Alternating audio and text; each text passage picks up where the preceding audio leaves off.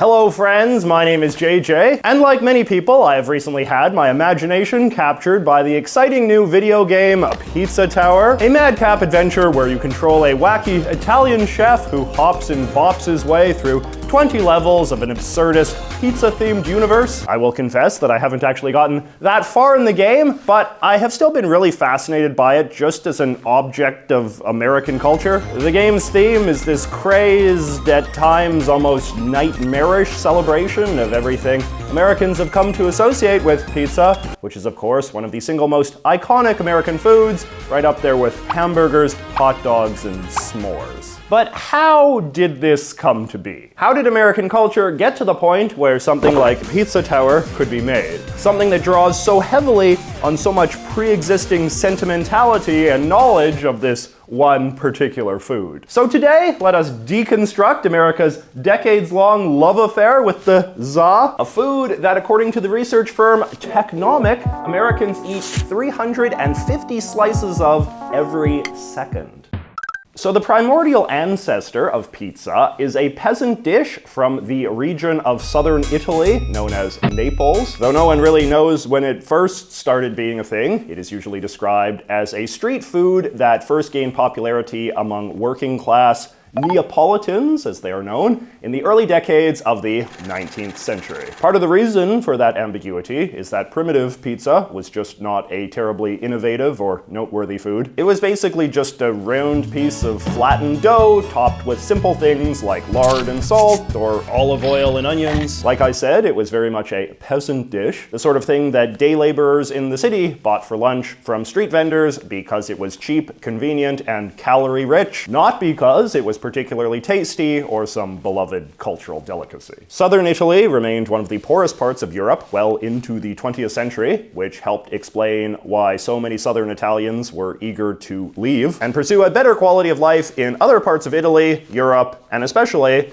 America. Southern Italians made up the majority of the over 4 million Italian immigrants who came to the eastern United States between 1880 and 1920, and though their quality of life wasn't that great in America, it was vastly better than things back home. America was a far wealthier, more abundant country than 19th century Italy, and one way this manifested was in the form of the sorts of groceries even a poor person could afford. We're talking things like big blocks of cheese, a variety of fresh vegetables, and thick cuts of beef and pork. Now, many of the Italian immigrants to America made money as cooks or restaurant owners, where they proceeded to Americanize many of the foods they had grown up eating in Italy by adding the fancier ingredients they now had access to. A lot of very iconic Italian foods are the product of this sort of Americanization, including spaghetti and meatballs, lasagna, and the modern style of pizza, which is to say a flatbread loaded up with tomato sauce and cheese and peppers and olives and mushrooms and pepperoni and whatever else. Making pizza in this way was always experimental rather than traditional,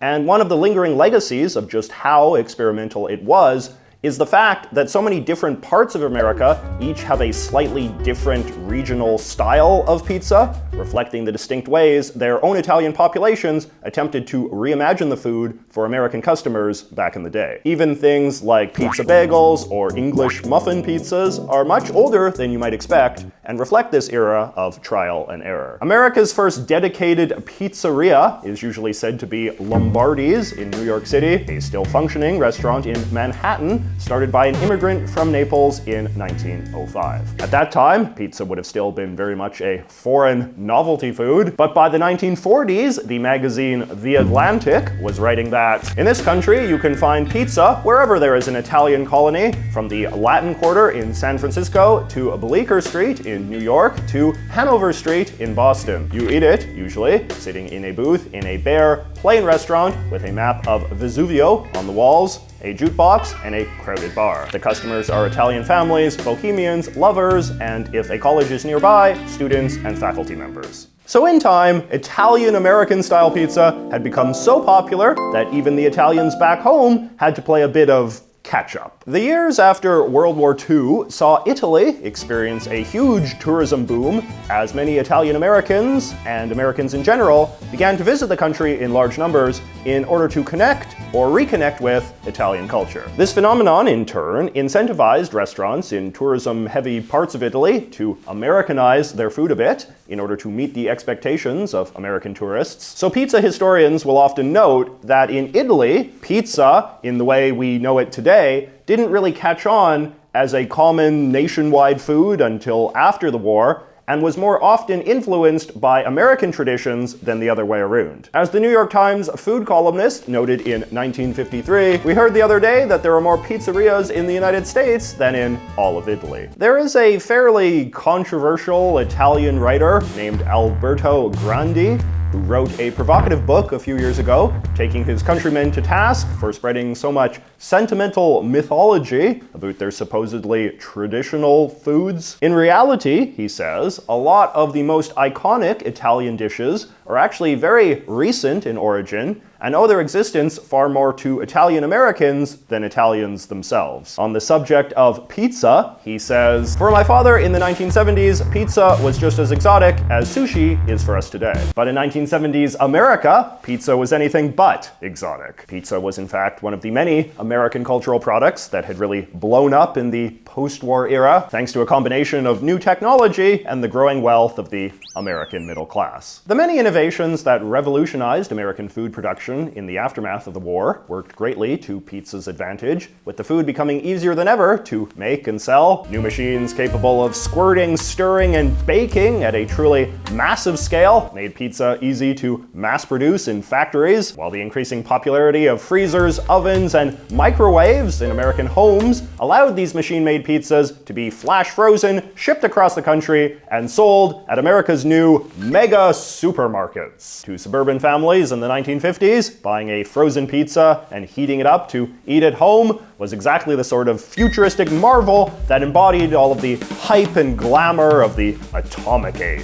And part of the reason suburban families were able to buy exciting novelties like frozen pizzas in the first place was because America experienced a huge economic boom in the aftermath of the Second World War, which gave average Americans a lot more disposable income to spend on things like fancy meals, either at home or at restaurants. The 1950s and 60s heralded the dawn of a great American institution, the chain restaurant, with two of the most successful chains being places that specialized in pizza, Pizza Hut and Domino's. By the late 1970s, Pizza Hut alone was selling over 100 million pizzas a year. The rise of these pizza megacorps also did a lot to standardize what we could describe as the predictable canon of American pizza styles: pepperoni, meat lovers, vegetarian, cheese, and eventually even Hawaiian, that most controversial of pizzas that made heavy use of the pineapple, a newly abundant crop from America's newest state. Now, in order to compete with the convenience of frozen pizza,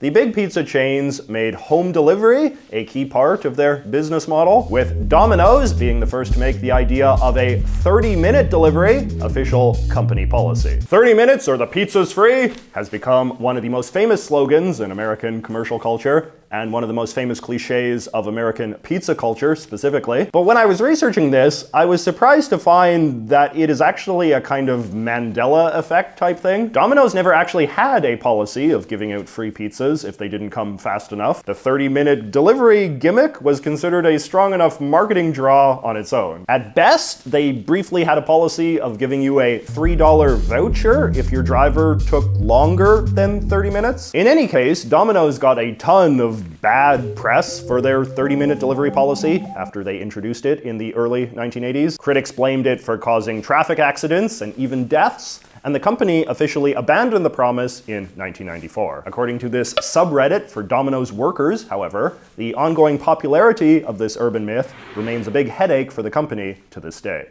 So as a large, highly shareable food, pizza integrated well into the golden age of American socializing that dawned after the war, with middle-class families finding it to be the perfect food for things like a get-together at the bowling club a celebratory dinner for the Pee Wee football team, or Little Janet's Sweet 16 birthday party. By the 1960s, publications like the New Yorker were reporting that pizza parlors were starting to push out ice cream shops as the hottest teen hangout in America's big urban centers, a phenomenon that overlapped with teen culture in the United States becoming increasingly defined by rebellion and non-conformity. Going out for pizza with your friends became an exercise in teenage autonomy, a retreat to a fun space outside of the home for those not yet old enough to start hitting the bars or clubs. It wasn't until the mid-1980s, however, that pizza started to be marketed to America's youth as an explicitly cool food, a trend which occurred amid the commercialization of cool more broadly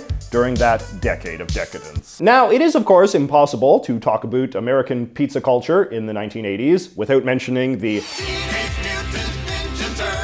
They first burst onto the scene with a 1984 comic book, which then inspired a 1988 cartoon, and then a couple of movies, video games, all sorts of toys, and basically anything else you could get kids to want. The Ninja Turtles wound up being some of the most beloved pop culture characters in American history, and during their peak, a lot of kids even looked up to them as role models. As someone who grew up in that era, I remember this caused a bit of a moral panic for a time, with adult authority figures decrying the Turtles as rude and violent and a bad influence. You'd often hear of schools that went as far as banning turtle toys or even playing turtles on the playground. But for all the flack the Turtles got for inspiring kids to pretend yardsticks were katanas or using foul language like "gimme a break," they had a more benign impact on youth culture as well. For one, they undeniably played a major role in making pizza more popular in America, since it was portrayed as being the Turtles' favorite food. I have very strong memories of this as well. Kids wanting to eat pizza all of the time because of how closely they associated it with their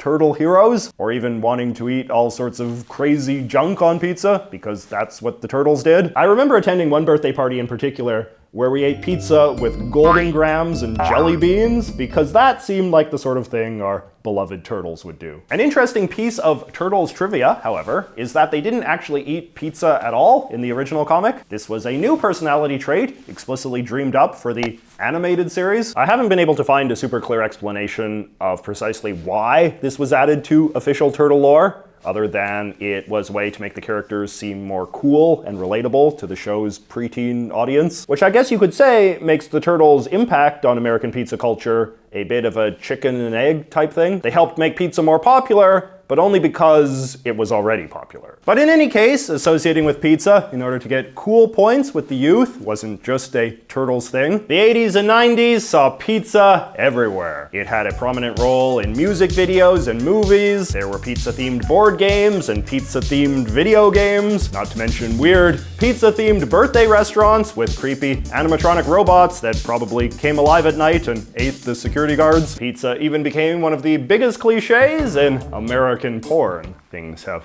of course, cooled down a bit since then. Around the dawn of the millennium, McDonald's ended its short experiment selling McPizzas, and the pizza arms race between the big two that once saw them roll out all sorts of lunatic ideas in their cutthroat battle for market supremacy, like chocolate chip pizzas or crusts with hot dogs in them, faded in favor of growing interest in more authentic pizza experiences with fresher ingredients cooked in traditional Italian-style brick ovens, which weren't actually traditional Italian-style things, but whatever. It all mirrored the renewed interest in authenticity more broadly that characterized a lot of American culture in the 2000s and 2010s. The last decade or so has also seen a lot of growing interest in the idea of pizza as a kind of ironic meme, a food that has become so overexposed and so overhyped in the culture that it has become a bit of a game among hipster companies to see just how far they can push the envelope in the direction of postmodern absurdity. So we get pizza socks and pizza gum and pizza candles and pizza cologne and giant inflatable pizzas you can float on in the pool, and of course,